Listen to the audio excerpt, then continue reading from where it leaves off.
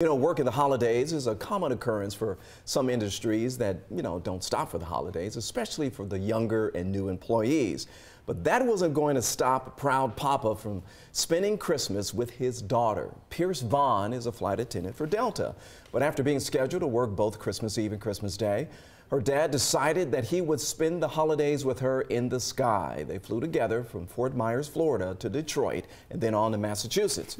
Well, fellow Delta passenger Mike Levy captured the entire moment. And as you can imagine, the post just blew up on social media, shared more than 15,000 times on Facebook.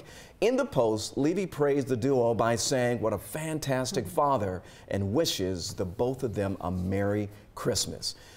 And in the Facebook post of their own, Pierce says that her dad's first trip using the benefits was a huge success. He made every single flight.